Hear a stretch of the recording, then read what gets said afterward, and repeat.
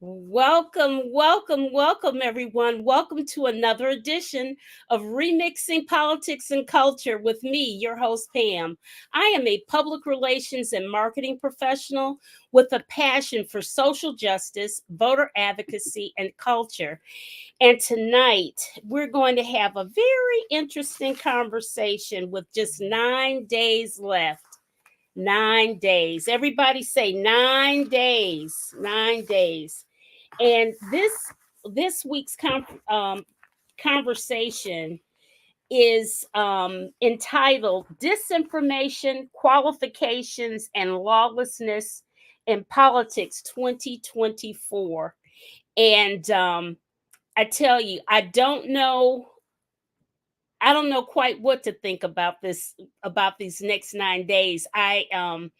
Trump is on television right now in Madison Square Gardens in front of 20,000 people telling all kinds of lies and what have you. And it's so overwhelming. Everything, just like Vice President Harris keeps saying, that it's just exhausting. And it is exhausting. I'm exhausted. But I want you all to listen in carefully, participate in the chat.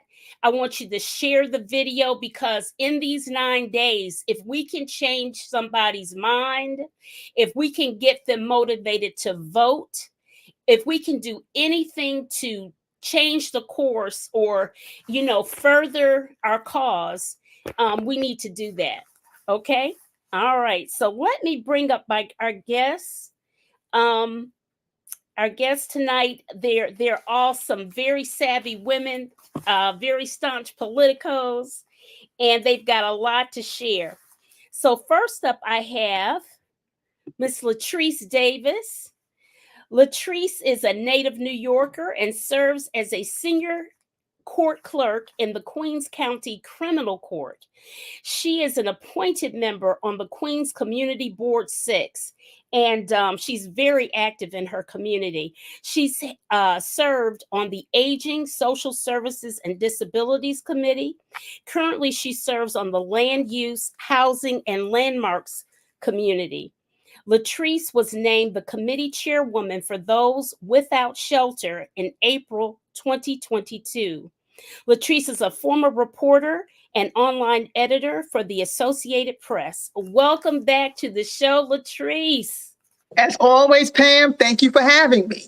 Absolutely, absolutely. Next up, I have Dr. Lee Young. Dr. Young teaches a variety of subjects ranging from English to communication and sports management. She has done a variety of academic presentations ranging on topics from the intersection of music and writing, athletes, and social responsibility, and she has interest in theology. She has athletes and social responsibility, and she has interest in theology in the context of societal issues. Welcome back to the show, Dr. Lee Young. Thank you. Thank you so much, Pam, for having us. Absolutely. Sorry for messing up your intro. It's all good. It is all good. Last but certainly not least, I have Renee Schalk. Renee was once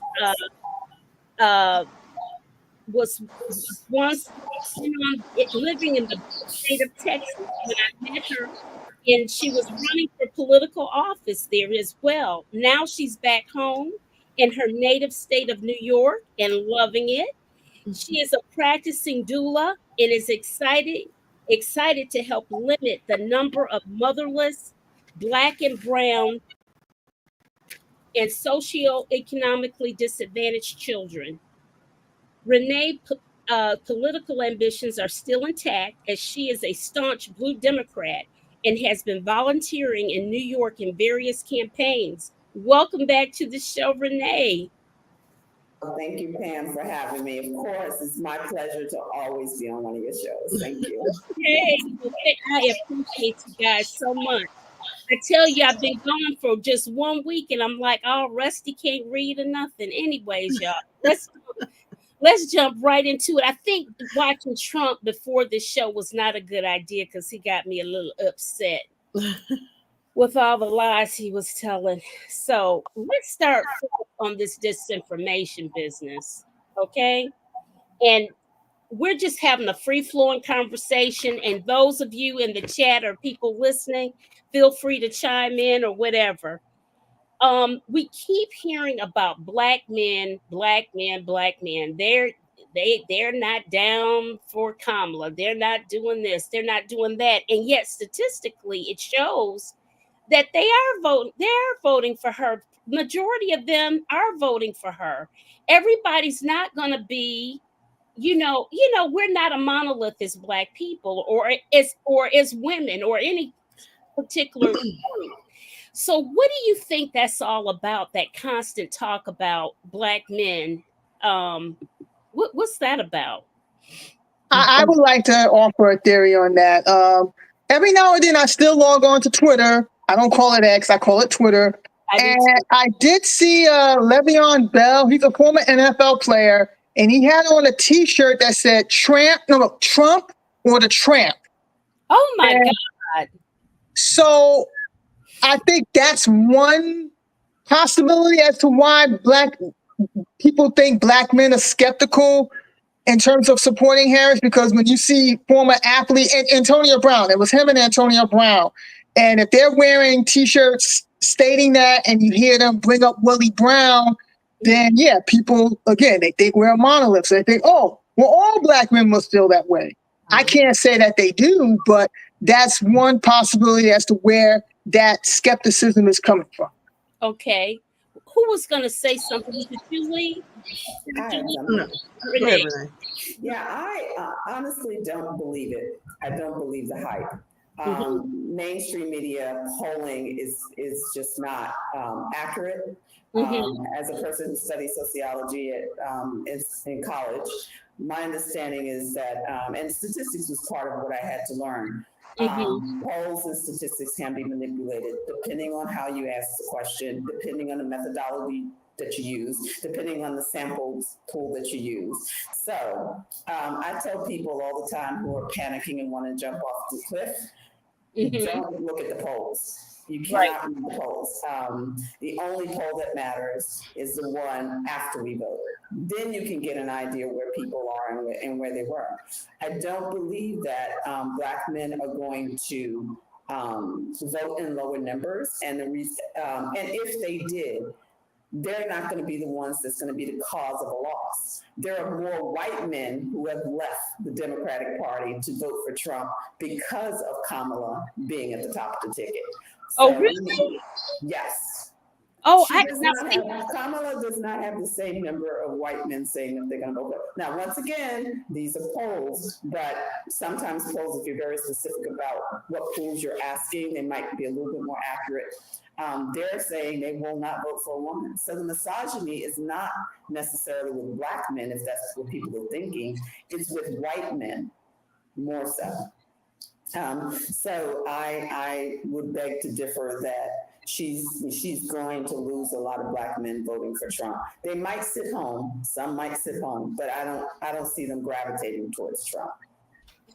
Well, one thing for sure that I heard that Michelle said, she said, "Listen, you guys, she set the case. I mean, she's a real good closer, and she talked to the men. I think she targeted black men, but she talked to the men. Period. Your mother. Your mother was running things, and that's probably what we need to get things going." Dr. Young, Lee, what do you say? Well, I was having this conversation with a gentleman, one of my coworkers, and he was just saying, similar to what Renee just said about the misogyny, we still have some men who do not want women in the pulpit. Yeah. I know when I lived down in South Florida, there's the Primitive Baptist denomination, and they do not allow women in the pulpit. Women can fund the church, they just can't be in the pulpit. So that's still their mindset, which is crazy. I remember, and so having said that, I also remember a couple. He was a pastor. She was first lady. She couldn't even do her trial sermon in her own church, the Primitive Baptist Church. Before that reason, all of that being said, to some extent, not to a large extent, but to some extent, that's what this guy said that he feels is wrong. And then he also mentioned too, a few years ago when I called him Drumpf, because that's his immigrant name, Drumpf. Let's just be clear. Let's just hearing that. Yeah, I'll send you guys this awesome article that I saw a few days ago. I'll send it to you all. But nevertheless, yeah. So with him, he as a second generation immigrant, he just needs to understand that as well. Hold on a second. Oh, I thought my screen had cleared up. Yeah, so he's a second generation immigrant himself. And the fact that he's so anti-women, but yet he says he's going to be women's protector and all of that stuff. And I'm like, women, please do not believe that. He's a rapist. It's the okie doke. Please don't believe Well, here's my question. It's a rhetorical one. When I hear men say that they're going to protect women from who? From what? Right. Thank you. Right. From what? Exactly. Yeah. It's so much, but what it is about Trump, I think that people are enamored with is that they say, oh, he's so strong. Oh, he's so this. It's theatrics. It's not even that. It's an illusion. There's nothing strong about him. No. Yeah. Like my thing is, okay, like I said, I hadn't planned on voting yesterday, but it just turned out I did. And I went ahead and I casted my ballot for Harris and Walz, as I said I would do all along. And, the rally at MSG is today. And I've seen stickers. Like I was in the East Village yesterday on 3rd Avenue and 14th Street at the bus stop. And there was a Trump Vance 2024 sticker. And we've had this conversation before, Pam, about how New York is not this bastion of liberalism that some people seem to think it is. Well, I think the fact that, keep in mind, where is Trump from? He's from New York. Yeah. So, yeah. but the fact that he's having this rally and he had the turnout that he's had, I think what I've come to realize over the past 8+ years, is that these people that I thought were on the fringe is bigger than I thought. And not just that, but the fringe is comprised of people I work with, my neighbors, my coworkers, like people I interact with on a regular, if not daily basis. I think I am not as naive now as I was 8 years ago about Trump. I mean, I still feel like until all the ballots are counted, who knows how this race is going to turn out. But I'm at peace because I know I voted and I did my part. Mm-hmm. Yeah. Yeah, but also too, my coworker also brought up the point that some of them still think that stimulus check came directly from him, all because his signature was on it. Right. And which I think, to be honest, I mean, I think that's kind of illegal because it came from the Treasury Department, not out of his pocket. So let's just be clear, so I really think that to some extent, but again, that was X number of years ago.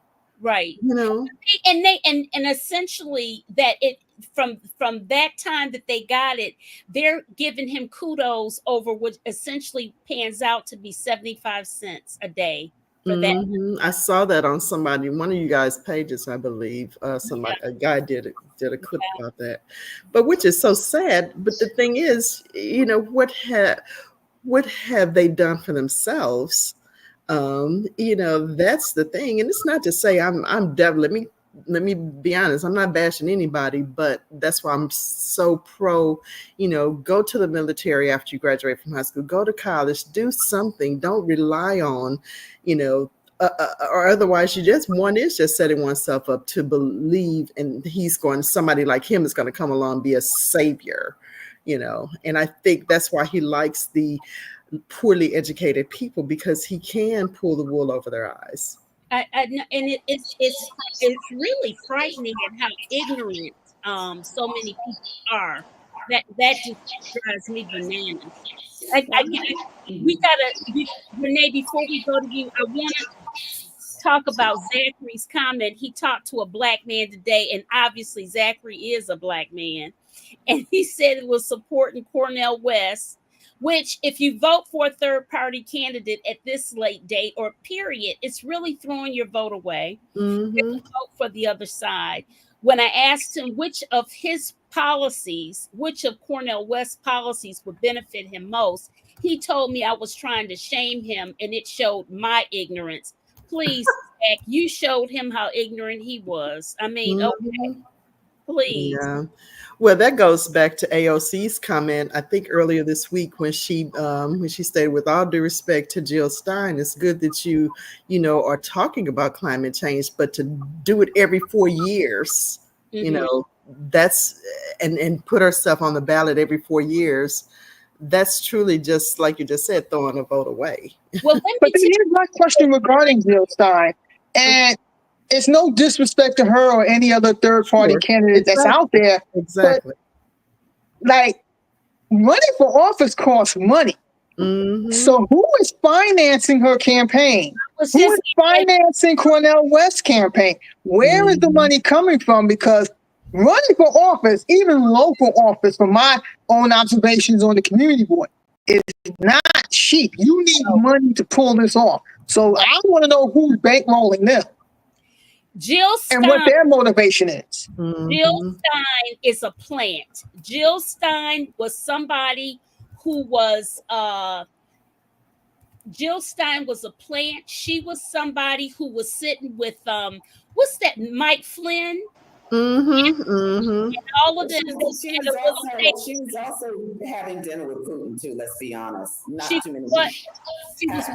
She's in a picture having dinner with Putin. That's what I'm talking about. So I mean, and that all came out after the Hillary Clinton election. That Yes, you're so right, Renee. You're so right. Yeah, that's what I'm talking about. That is at dinner too. They were all there together. All there together. So I want to circle back to men not voting for Kamala. Yes. And so again, I'm going to reiterate that. You know how I feel about mainstream media right now. I think they are overcompensating for Trumpster, and basically is asking Kamala to do tricks, jump through hoops. But meanwhile, Trumpster is just standing there. I can't remember the commentator that said that what you don't understand is all Trump has to be is a white man with money. That's it to run for office. Yeah. He doesn't have to do anything. Exactly. So again, this is all about, and I'm going to bring it right back. These people are voting for them, except for maybe the people of color, are voting because he's white. That's it. They're voting because they do not believe in a society where we give or we vote in the power of somebody of color, and definitely somebody whose gender is female. So there's two things going on here. What did he call it? Misogynoir? Yes.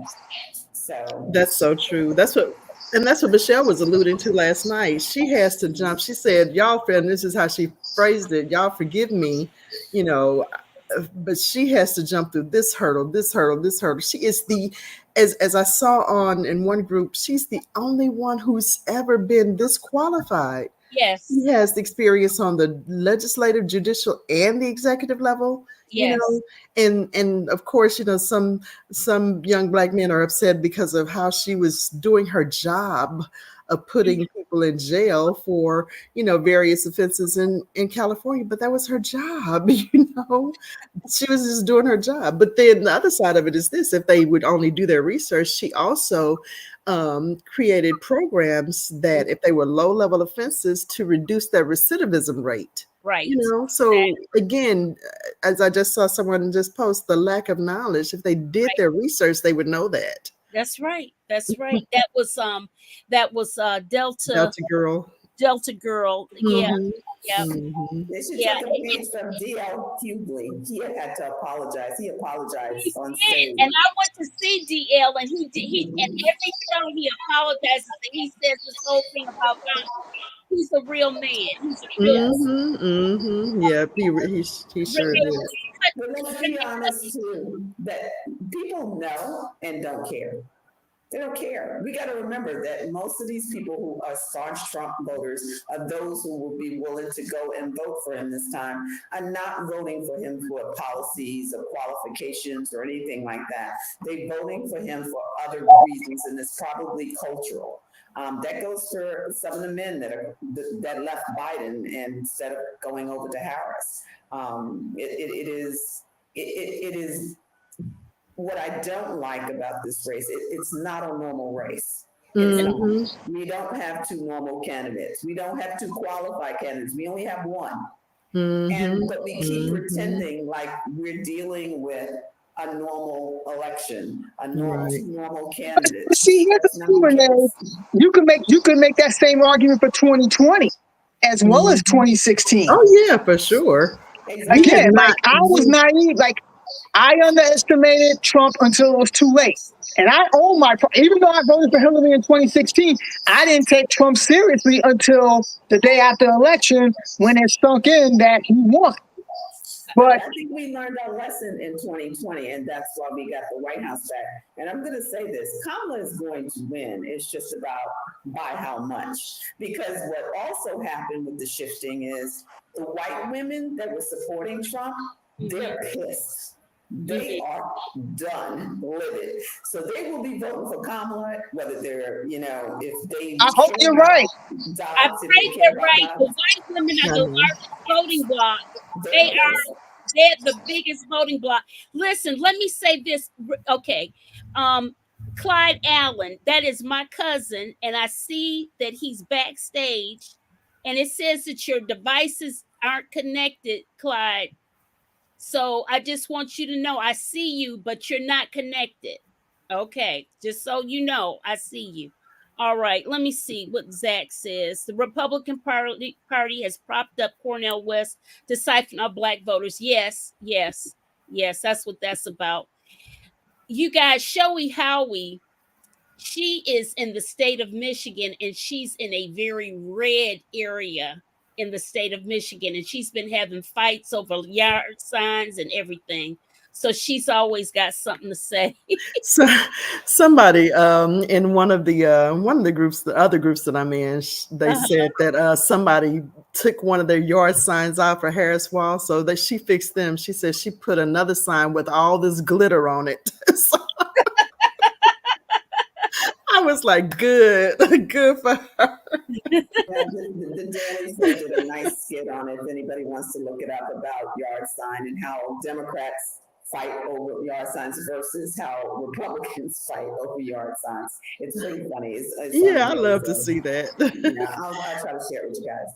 Yeah, I agree with what Zachary said, and that's so true. They vote for Trump because he hates who they hate, and that's so true. He gives them permission to be open and outward in regards to their sentiments. That's all. Yes, that's it. Because again, basically, his rise to power gave them permission to come out of hiding. Like I said before, I would just shrug them off as, oh, they're part of the fringe, and now it's like, holy crap, the fringe is bigger than I thought. And in regards to the 2020 election, yes, Biden won, but it wasn't a landslide. The fact, and I've said this to Pam before, the fact that election was as close as it was, and the fact that even with this election, it can go either way, it's an indictment on America. It is an indictment on America. It really is. I mean, the dude is a convicted felon. So riddle me this. So he's a convicted felon. If he becomes president again, or even if he doesn't, what's his punishment? My question is, why isn't he in prison? If he's a convict, I'm not saying you're wrong. He was convicted of 34 counts of whatnot, but given his status as a convicted, he in prison. Because I imagine if he was black like me, he would not be hosting a rally at Madison Square Garden right now. Not at all. Right. No. I So don't. that's what I want to know. Why isn't he in prison? Right. You know, and speaking of that rally in Madison Square Garden, I call it the Fourth Reich rally. Everybody should tune into that and run to the polls tomorrow and vote blue all up and down the ticket. Yes. That rally is absolutely crazy. They Yes. just called Puerto Rico a piece of land in I the middle of the ocean, a piece of garbage. Garbage. He called Puerto Rican garbage. He did. Yes, the whole island. He said it's Yes. just it's a garbage dump in the middle of the ocean or something. That's crazy. right. That's what he said. And that's my thing. All of these Hispanic, Latin American, however y'all define yourselves, I don't know the proper term. I'll probably get it wrong. Whatever. Y'all better pay attention. It's not, listen. And that Wasasami dude that's Indian, he thinks he's white. Y'all need to stop with this crazy stuff. It's just crazy. Well, the thing too, and I think it's probably going to be airing on PBS throughout this entire week. I just happened to be up the other morning at about 2 when it was on PBS. And there's this show called Voices for Latino, how both parties have just been trying to court the Latino vote and all of that in various parts of the country. Right. And it was really interesting. I want to say Soledad O'Brien was hosting it, but yeah, it was really interesting. But yeah, and then when John Kelly came out last week and made the comment, again, John Kelly is not just, John Doe up the street on the corner somewhere. John Kelly, 4-star general, and these people still don't believe him. I'm like, wait a minute, this John Kelly worked directly with him. And he said that, he made the comments to the effect of $60,000 to bury the young lady who was in the army. And he said $60,000 to bury a blanking Mexican. Those were his words. Yep, those were his words, and he said he wasn't going to do it. And guess what? And did not do it. And you know what's interesting? Mark Meadows, who is from the state of North Carolina, who was I guess he was his chief of staff. Reported that. I think what's happening is Mark is trying to cushion his blow for his punishment, for his role in the insurrection or whatever. Good luck with that. Yeah, good luck with that. Yeah. Let's see. Been able to. Why is he even running? I can't. Because there's a base out there that'll support him. Again, the people that I would think are on the fringe is bigger than you think. Underestimate them at your peril. And this goes back to another thing that you and I have talked about, Pam. Assuming that Harris wins. Okay. And I hope she does, but assuming that she wins. Yeah. If the Republicans retain majority of the House and they regain control of the Senate, what is her plan for governing? We've had this discussion, and I think we need to keep that in mind because, say the Senate races. I've heard, according to polls, Cruz is in danger of losing as the incumbent. But guess who else is in danger of losing? The incumbent in Montana. So, I mean, we have to keep these things in mind. Brown in Ohio, I think Sherrod Brown in Ohio is. Sherrod Brown, yes. I tell you, and it's so, that's the thing about presidential elections. When I'm trying to educate people, you have to tell people you have to vote in. First of all, you need to vote in every single election. Right. Every election matters. The dog catcher, the water board, the school board. I mean, really and truly, here in North Carolina, we got a real fruitcake that stated that Obama should be murdered. It's crazy. She's running for our state superintendent of schools. I mean, it's horrible. And you already know about the black Nazis for running for governor. He's already our lieutenant governor here in North Carolina. We've got some real fruitcakes, okay? So you got to be strategic and know that whole ballot, and you have to vote. You have to vote and consider that the president, our people can only do what we allow them to do, and we have to vote in people for our best interests. You know, Well, Latrice, go ahead. I'm sorry. You have a point, Latrice, that they're coming out of the woodwork more. But this is the one thing I like. I'd rather know you and see you coming than to not know you. Right. Absolutely. I'd rather know you. Now, wear your MAGA hat so I know who you are. Exactly. I'm in agreement with you on that one, Renee. I say this on social media all the time. If somebody wants to tell on themselves, who am I to stop them? And as we've all seen, before the pandemic, before the recession, before the millennium, these people have been telling on themselves. So yeah, they have. But the thing too, going back to Pam's point about we have to vote in all elections. People have to also understand the phrase that all politics are local. Exactly. All politics are local. And then, that's why I'm forever indebted to my 9th grade civics teacher. She drilled in us the significance of governing and government and all of that. She just made us learn all of that, and I'm so thankful. And then now this guy wants to do away with the Department of Education. Why? Because he wants to continuously turn out poorly educated people. He doesn't want people to critically think. He doesn't want people to be educated at all, Right. And that's the biggest danger. The biggest danger is not just the ignorance, but what I like to call willful ignorance. It's one thing if you don't know any better, but it's like in this day and age, with the access to information that we all have, we all have it. So it's like there's no excuse to be this ignorant, but here we are. Right. Yes. That's so very true. And, I love President Obama, don't get me wrong, but if he ever said anything awry, I'm going to go research it.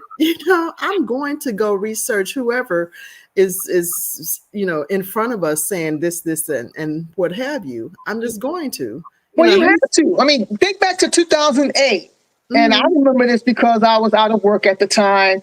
And when Lehman Brothers collapsed, John McCain got in front of the cameras and said, quote, "The fundamentals of our economy are sound." And he was threatening to pull out of the debate that was set for a few days with Obama. Obama was like, "No, I'm going to do the debate whether you show up or not." But that quote and his decision to put Sarah Palin on the ticket with him doomed McCain's campaign. But when he said about the economy being sound, mind you, I got laid off from the Associated Press in late 2007. So I'm thinking to myself, if the economy is sound, why am I having so much difficulty finding a job? Yeah. Between 2007, between the time I got laid off from the AP and the time I got hired for transit, that was 6 years. I was not unemployed. I was what you would call underemployed. So I took whatever odd jobs I could get. I was a tour guide. I was a coat check girl. I was a home attendant. I worked for the census. Like basically, if it was a legitimate way to make money, I did it.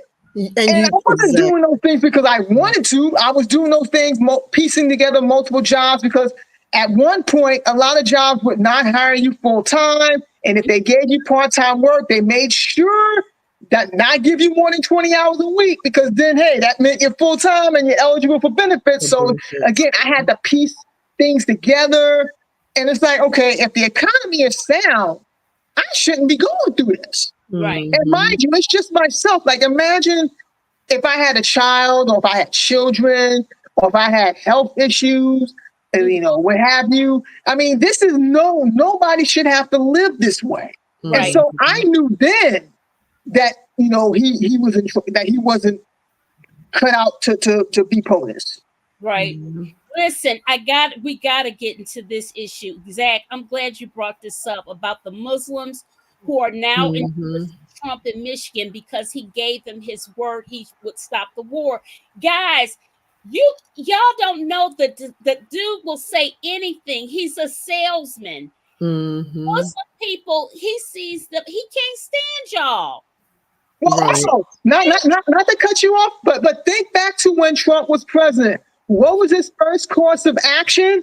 The banning of the airports. The Muslim ban. Yes. The ban at the airports, the ACLU had to step in, literally Yeah. go to the airports and say, stop this nonsense. And here Right. in How Michigan, people have short memories, again, willful ignorance. well, for it, I mean, and I know that, and listen, that situation in Gaza is just horrific.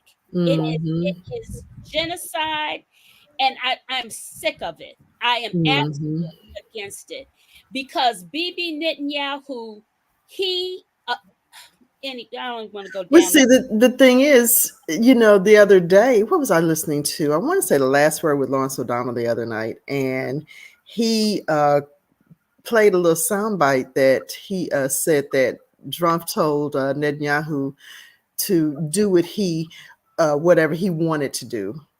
Mm-hmm. Now, again, do these Muslims know that?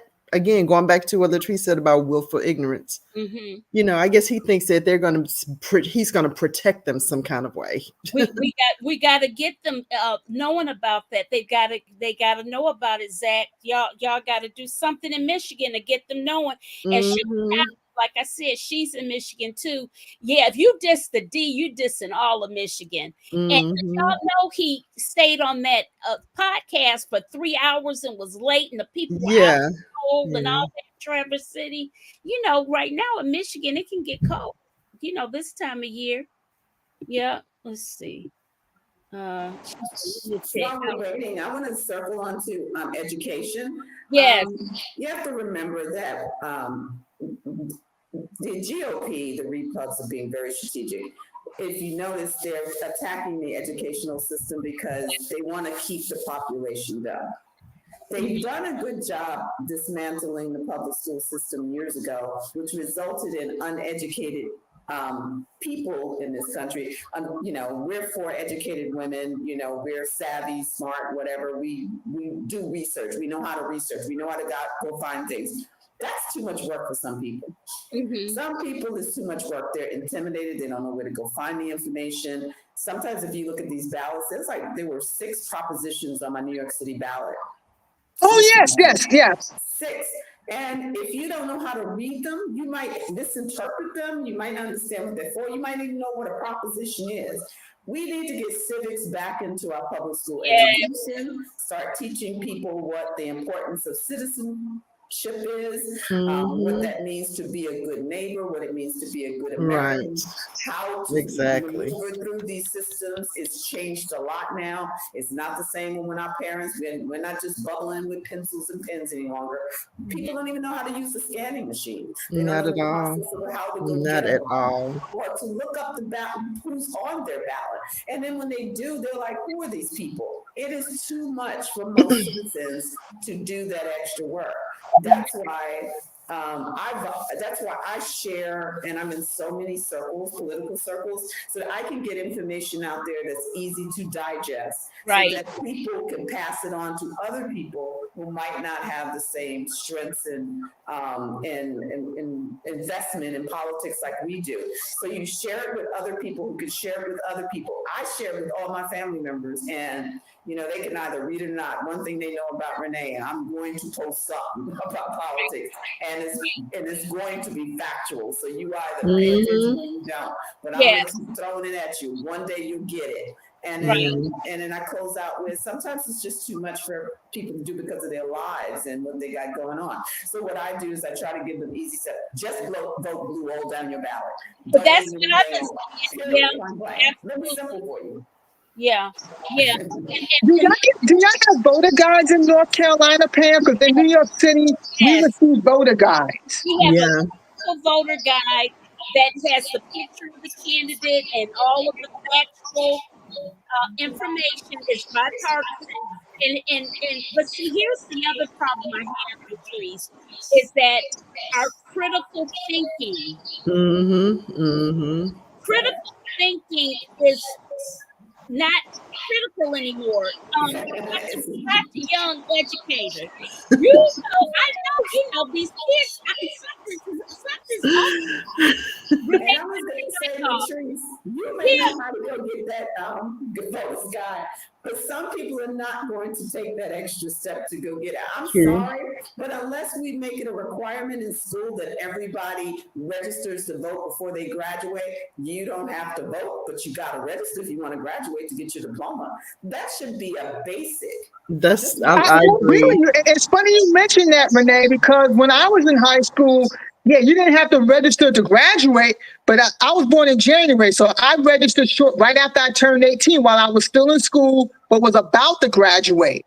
And again, like it was, I don't want to say it was a given, but it was like if you wanted to like I remember, again, I was born in the middle of the school year. So like one of my teachers, Mr. Herman, I think his name was, he was like, yeah, if you just turned 18, you want to register to vote, here's a card.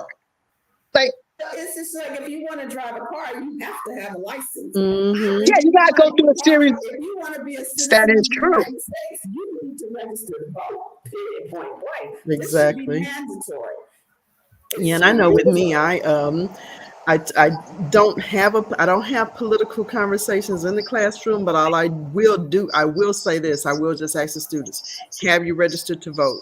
I will say that because I don't want to be accused of she's telling me who to vote for and all that stuff. I'm like, what you're not gonna, as Steve Harvey would say, what you're not gonna do is say that Dr. Young said vote for no, we don't do that. But so as long as you're registered, right, and that's all I'm saying. That the requirement should be that you register to vote. That's it. I mean, that's it. Yeah, you have to take a party or you have to go vote.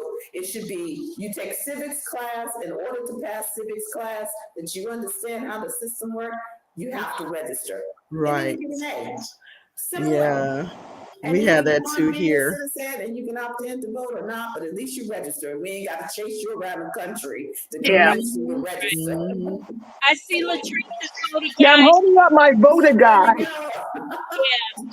I don't have mine with me. It's probably in my car, but because I voted. Listen, I want to share something with you guys that's been showing on the air on all of the major football games and all this. They're running this ad about Kamala Harris and this transgender prison medical thing.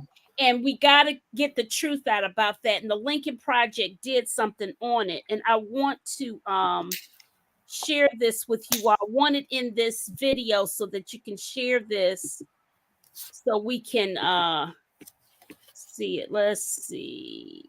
Okay.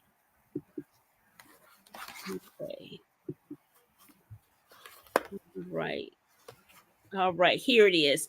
Okay, Lincoln Project co-founder Rick Wilson on the org's new trans ad and his strategy for the next 13 days. Okay,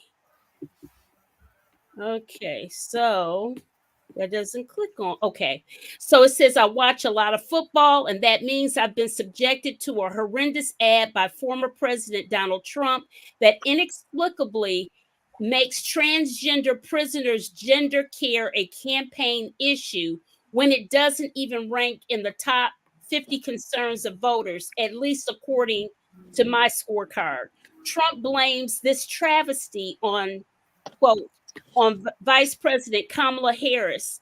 And I got it, meaning I realized the audience for this ad was bros, macho bruiser guys. Trump thinks going after trans inmate care makes him more of a man to these folks. And I'm afraid to say that it's probably working.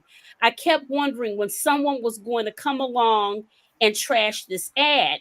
And that would be me. Well, someone did in a magnanimous way. In a new ad, the Lincoln Project has set its sights on the misleading attack ad from Trump campaign that wrongly targets Vice President Harris over gender-affirming care for inmates. And Trump's ad claims Harris supported a policy that allows federal prisoners to receive gender-affirming surgery, a point designed to stoke cultural fears. As we reported yesterday in The Advocate, a recent New York Times fact check revealed this was actually a policy enacted during Trump's own administration in 2019, a fact conveniently omitted from his absurd rhetoric, an offensive and false ad. And here is the, let me see, let me find the ad. They created the ad and I could click on it. That is just, oh gosh. Oh, here it is. Okay. Let's see. Is this it?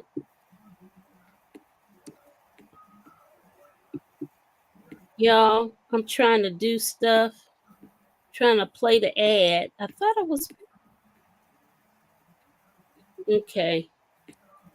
Now see, when I did this before you guys came on, it worked. And now it's not working. Oh well. At any rate, at least I got it on here because I wanted you all to go back. Can you go back? I thought I saw something. Can you go back to the previous screen, previous page?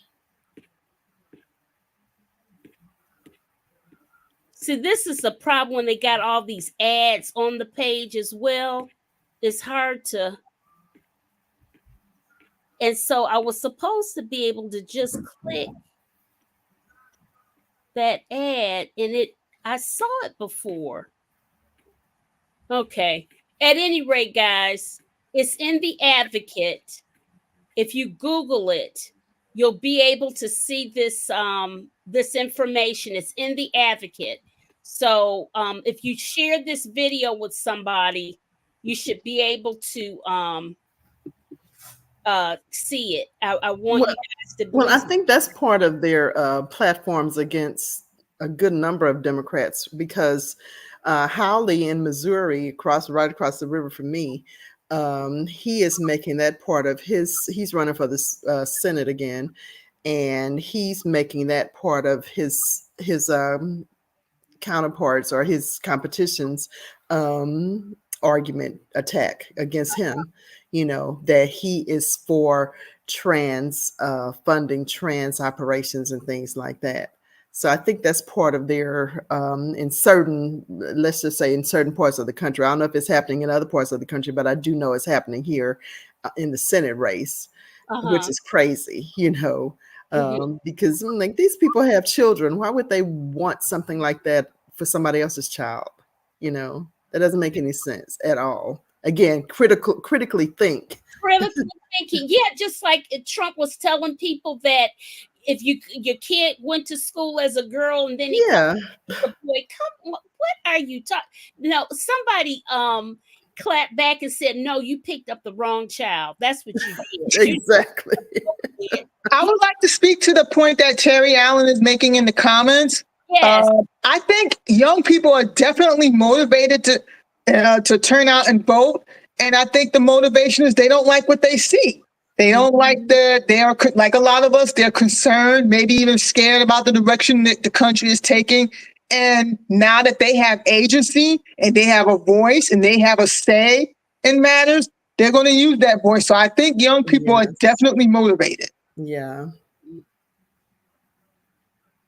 And as far as the ads go, it's funny you mentioned that because my coworker, he went to visit family out in Pennsylvania recently, and he was telling me how, like, they're bombarded with ads from the Harris and Trump campaigns. And he was telling me about the commercials he saw, and it's like, it's funny because in New York, we're not seeing any of that. Oh, wow. Oh, no. We get in North Carolina, well, you would think it's part of the Bible Belt.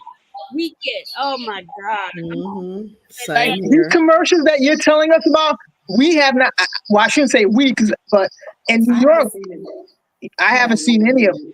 Yeah, it's playing here. Say this, that the transgender ad it's only working with the people that want to buy into it anyway. It's not converting any people. Well, which again, he uses that degree of fear, and which really with that, especially with that evangelical demographic, you know, I'm like, what Bible are they reading? Because the last time I checked, Jesus said, "Fear not." How are y'all so fearful? This guy just comes in and just, you know, attacks everything that you even are concerned about. and they're fearful of every single thing. Every I don't understand. Right.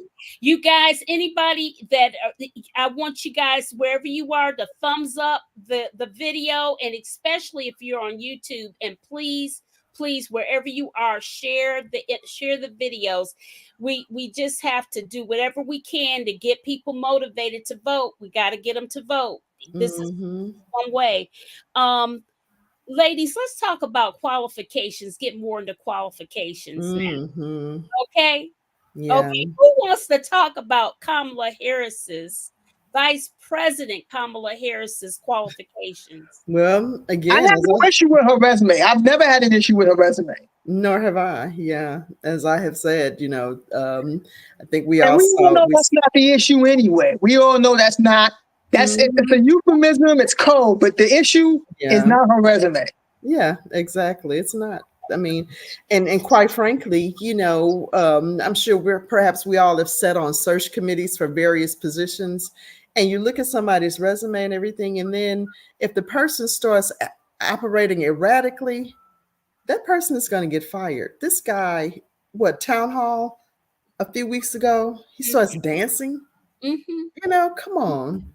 Yeah. So let me just make a little joke about this. Actually, Kamala Harris is overqualified for the presidential office. You're right about that. If you would vote for that, period.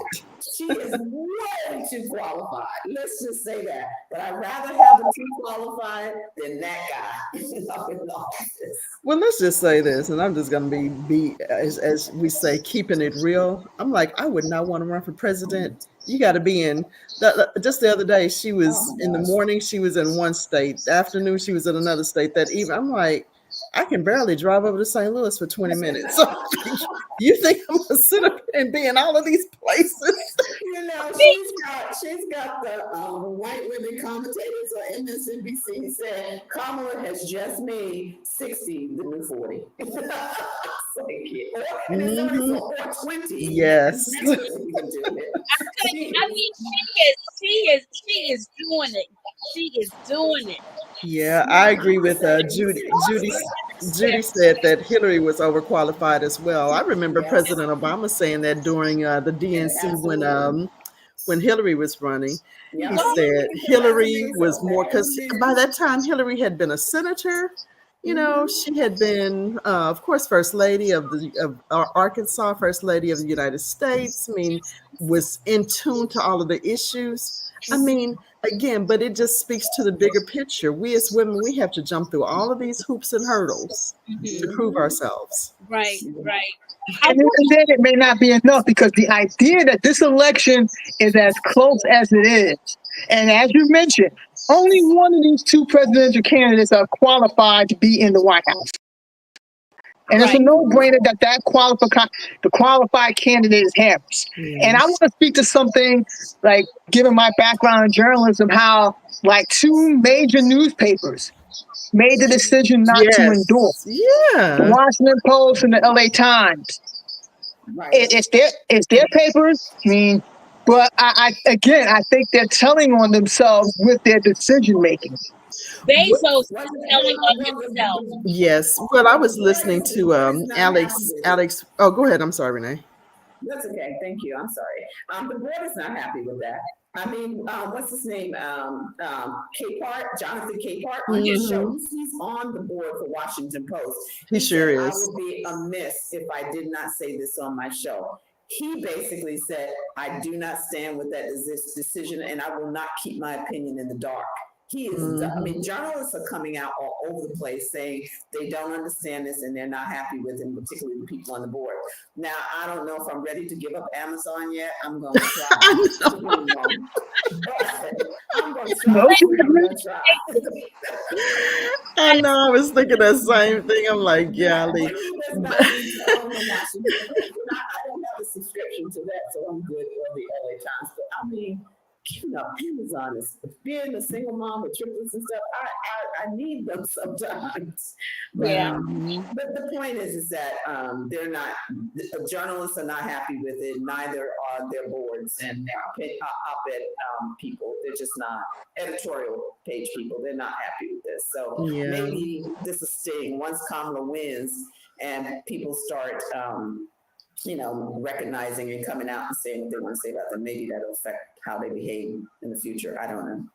Well, I was listening to Alex Witt's show yesterday on MSNBC yesterday morning, and she made a comment that, or not her, I'm sorry, someone on her show made a comment to the effect of Bezos was trying to talk with Trump about some deal with Blue Origin, so he did not want to come out and because the was ready for the endorsement was ready for Harris. But he didn't want to hurt his feelings. I'm sick of these people. I'm like, nobody better not ever say anything about we as women getting in our feelings anymore, period, after this craziness. It is not about feelings. They don't want them getting their wallet and their bank account. Let's be real about that. This is about their bottom line and how greedy they are. But see, okay.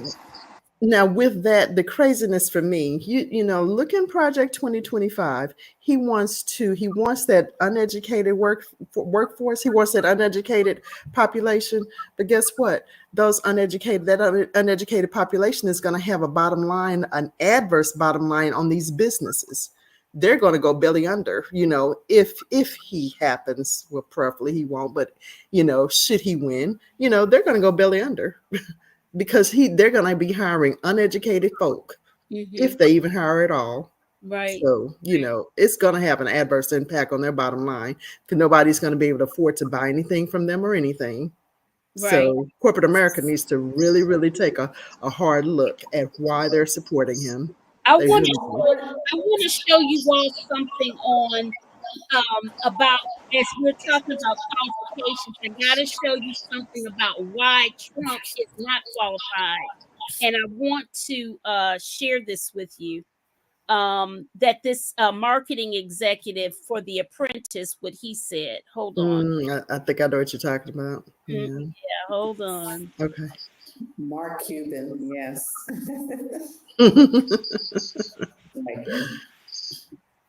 Okay, here it is. I helped create a monster. I saw that. Renee, cut your mic off.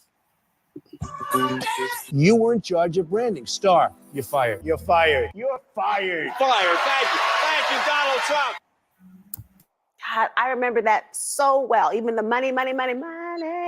Stuck in my head. I used to watch it all the time. And it's so hard to imagine for that reason today. But Donald Trump, he wasn't always so polarizing. In fact, he once had a pretty broad appeal. I mean, turn the calendar back about 20 years, and Trump was a pop culture phenomenon, largely fueled by his hit NBC reality series, The Apprentice. Now, a former top NBC marketing executive is pulling back the curtain and expressing his regrets for propping up the Donald. In an op-ed for U.S. News & World Report, John D. Miller writes, "I want to apologize to America. I helped create a monster." Miller admitted NBC's fluffed up image of an ultra successful businessman was, quote, highly exaggerated and categorized it as fake news.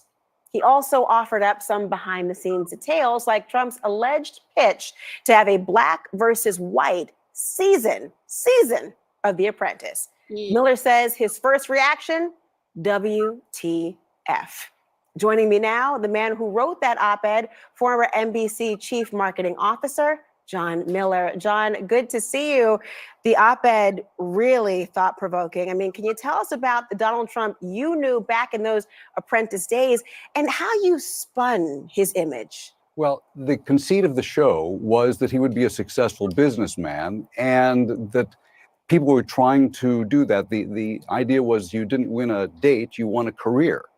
And the show, I didn't produce the show, but I did produce the promos for the show, or lead the team that did the promos for the show. The whole idea was that you would get a chance to be with a top business executive, and then you would win a prize, and then for a full year you would be with him.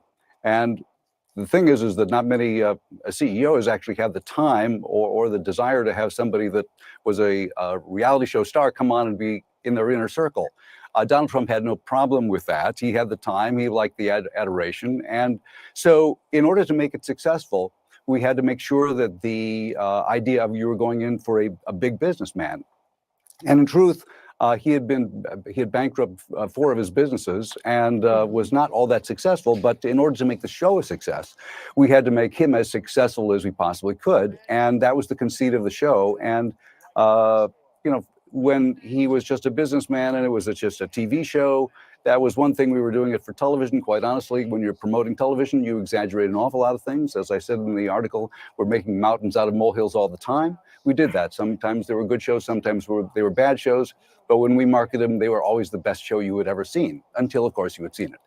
And in this particular case, as we're now only less than 20 days to the election, I simply felt it was very important, pursuant actually to your last guest, who talked an awful lot about the economy, where people were thinking that Donald Trump was an expert in the economy, when we effectively made him seem like a great businessman when he was really a small businessman that had a bunch of different LLCs. And if they went bankrupt, he could protect them by making them sort of weeding them out. Wow. And to a large degree, it was a creation for a TV show. And we were very good at it. And some people say, well, I didn't see the TV show. And I said, well, I bet you saw the promos. Sure. And the promos were like little messages that I called little fake news messages that covered America like a snowstorm.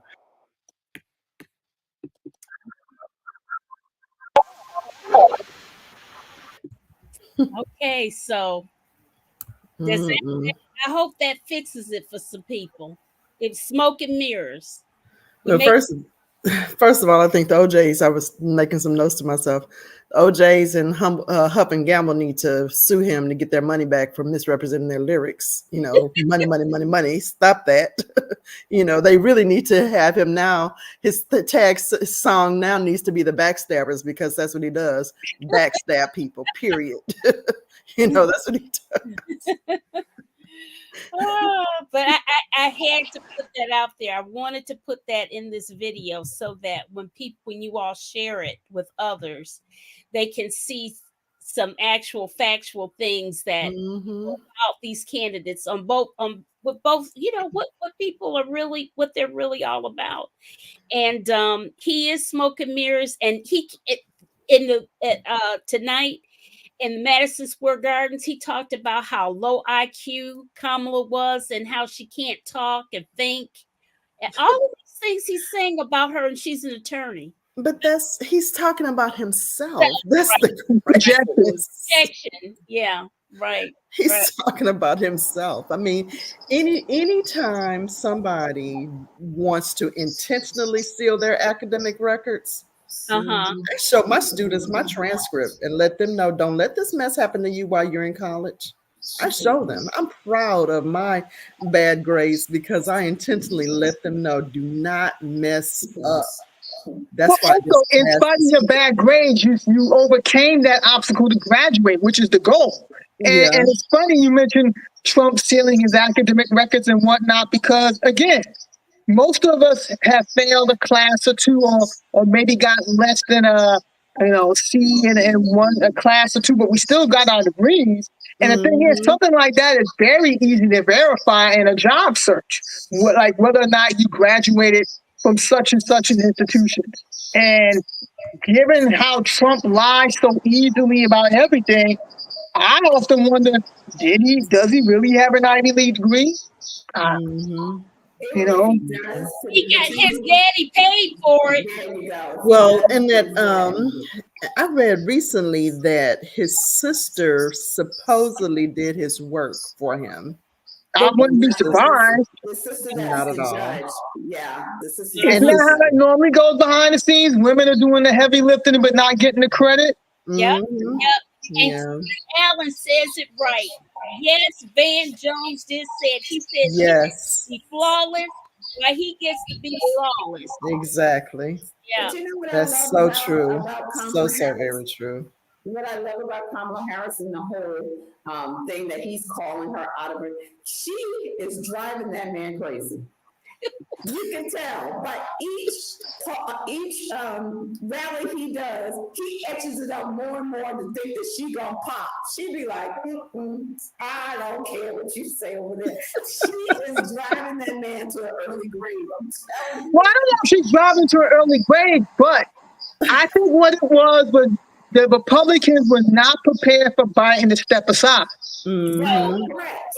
They weren't. Mhm. Because Yeah. this is the deal. Because what they thought, well, Trump still wasn't prepared for Biden to step aside because he would never do it. He was like, oh, Biden's never going to give this up. So they didn't have a second plan. He's never going to give this up. Now, Biden, you know, is a totally different character. What I think the Democrats were trying to do was get rid of the whole ticket. They wanted Biden out, but they wanted Kamala to go with them because they wanted who they wanted in place. Biden was like, And I'm glad you mentioned that, Renee, because Biden was like, this ain't happening on my watch. If I get out, Kamala's going to be the top of the ticket. And that's why Kamala has it. Because Schumer and Pelosi and all of them had their other plan. They wanted Biden gone after the debate. But they didn't want Kamala at the top of the ticket because they didn't. I'm glad you brought that up because I too have my suspicions about that. And this is why I think what the Democratic Party did, and again, Pam and I have had these discussions. My issue with the Democratic Party is I think that sets a dangerous precedent by doing what they did to Biden. I mean, because for people to all of a sudden complain about his age, it's like, well, Biden was old in 2020. You knew what you were getting when you put him in the White House. So to make an issue of his age to me was extremely disingenuous, and it sets a bad precedent. And here's the say: who's to say they won't turn around and stab Kamala in the back after one? Assuming that she wins, who's to say after one term they won't knife her in the back the way they did Biden? I don't think they would, but if you all get a chance to, and I'll hopefully if I can find it, I'll put it in the group. Jonathan Alter was on Colbert the other night, and he really kind of put it in context as to how this happened with regard to Biden seemingly stepping down. And he said it started with, Nancy Pelosi, because they've been friends forever. I mean, Biden was in the Senate forever. Yes, he was. They had that relationship that she could go to him and talk to him. And then they ended up, Alter said that President Obama, President Clinton, and Schumer, all of them came around and coalesced. And it wasn't, based on how he explained it, it wasn't that he was forced, but they just really put it in context. And then what happens? He gets COVID. So he was really, really, not feeling well at all. So, I'll let you all sit and what you all think, decide that. Please share that. But the other thing I'm going to say, he was presidenting, and he was president like a beast. Yes. And being old, he was still making deals, doing yes. this, doing that. So yeah, he might not be perky on the campaign stage, but he was president. He's got the best presidential record of any president thus far. Exactly. I got an issue too with talking about age, because if we're blessed, we all gonna get old, right? If we're blessed. Mm-hmm. And then the other blessing is to get old, and if you're in your right mind. Mm-hmm. And Biden is definitely in his right mind. He knows what's going on, because you know what he did. See, that's the thing about old folks. Don't play with them, because he said, y'all think y'all gonna jump my girl, but I'm gonna say who I want. And he made that boss move. That was a boss chess move. He wasn't playing checkers. He was playing chess when he did that and put Kamala up top there like that, as she should have been. But then here's my question. If things had not played out, because the $1 million question I still have is, okay, yeah, they wanted Biden out and they were going to try and sideline Kamala. Who were they putting at the top of the ticket? I think they were going to try to put like Gavin or somebody like that. Gavin. Well, but Gavin Newsom said himself he was happy being governor of California. He wasn't running for president. Trust me, Trust me, he would have went. Okay. Did you see, ladies? Did y'all see how Gavin Newsom and Pelosi were at the DNC convention and were cacking with each other?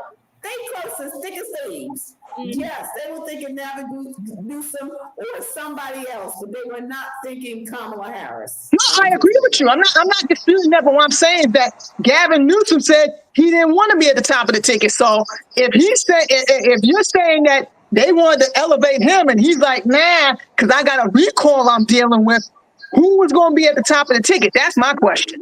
Newsom, let me say, Newsom, of course they all say that until they're asked, until somebody else pushes them out there. I guess I'll have to do it because nobody else is stepping up. He was playing that whole okie doke that everybody is about when they're trying to get on the race. It was just a game, Latrice. It was, he did, and he has a great poker face. A great poker face, by the way. Listen, Showy Howie has put this in here twice about a cartoon version of the project. Oh, that's 2025. You know what? Now I just realized that you were right. I think I did see it, girl. I saw it, and I know that it exists, but I haven't read it. But I heard it's supposed to be pretty clever. Yeah, I've seen it too. I have seen that cartoon clip. To break it down. What did you think, Dr. Lee, about it? I liked it. I mean, it was so simple, you know. It didn't go over anybody's head, but it just really animated it. And it just showed, it was kind of on the format of I'm just a bill on Capitol Hill and that. But it just really got to the heart of the matter. And it just talked about how, things were really going to impact, because that project is going to impact everybody.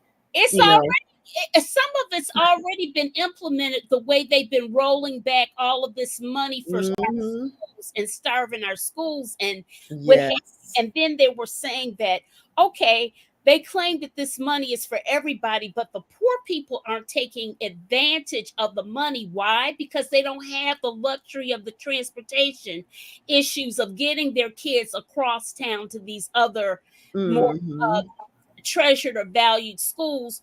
Whereas if you put the pot of money and make your public schools great, nobody, it's part of everybody's system.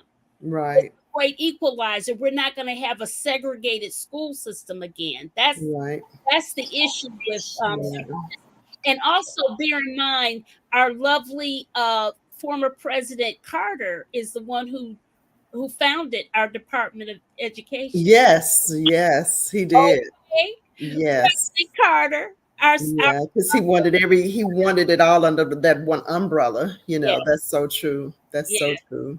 Yeah. What they're trying to do is form private schools with public funding. That's basically what they're trying to do. That's basically what it is. Absolutely.